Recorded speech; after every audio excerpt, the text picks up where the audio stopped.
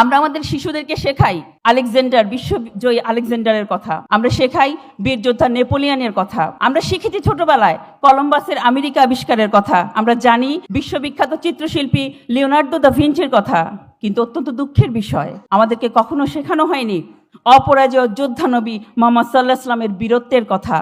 আমরা কখনো শুনিনি যে আল্লাহর তলোয়ার, যিনি কোনো যুদ্ধে কখনো পরাজিত হন নাই, অপরাজেয় বীর খালিদ বিন ওয়ালিদের দুর্ধর্ষ যুদ্ধের কাহিনী।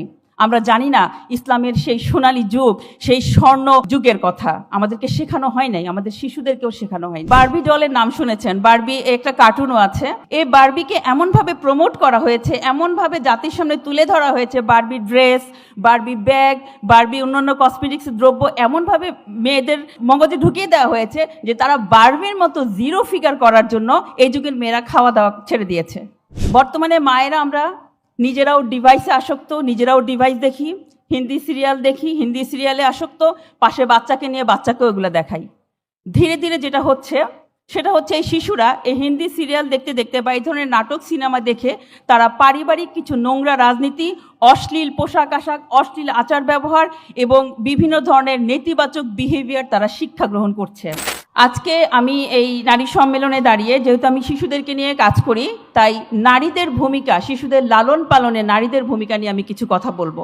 দেখুন, একটা কথা প্রচলিত আছে, আমরা অনেকেই শুনেছি যে সংসার সুখের হয় রমণীর গুণে, সুখের সংসার নষ্ট হয় নারীর কারণে। আবার নেপোলিয়ন বলেছিলেন, আমাকে একটা শিক্ষিত মা দাও, আমি তোমাদের একটা শিক্ষিত জাতি দেব। তো এই কথার সূত্র ধরে আমি বলতে চাই, একজন নারী হচ্ছেন একটা সংসারের শেকড় বা মূল। এই নারীর কাছ থেকে বড়রা যেমন শান্তি, নিরাপত্তা বোধ করেন, তেমনি একটা শিশু তার মায়ের কাছে শান্তি, নিরাপত্তা এবং প্রাথমিক যে শিক্ষা সেটা লাভ করেন। একজন মা হচ্ছেন শিশুর প্রথম শিক্ষা প্রতিষ্ঠান। সেই সুবাদে মা যদি সত্যবাদী হন, মা যদি উদার মনোভাবের হন, মা যদি নীতিবান হন, নিষ্ঠাবান হন, মা যদি মানুষের কল্যাণকামী হন, তাহলে তার শিশুও তাকে অনুসরণ করতে করতে এই গুণগুলো আয়ত্ত করবে। ঠিক অন্যদিকে মা যদি মিথ্যাবাদী হন, স্বার্থপর হন, আত্মকেন্দ্রিক হন, মানুষের কল্যাণের চাইতে নিজের কল্যাণের কথা চিন্তা করেন, ভীরু হন, তাহলে তার সন্তানও মনের অজান্তে তাকে অনুসরণ করতে করতে তেমনই হবে।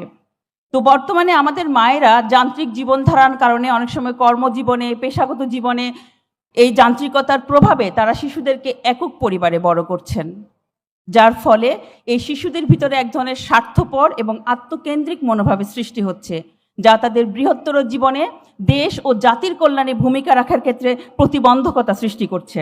দেখেন,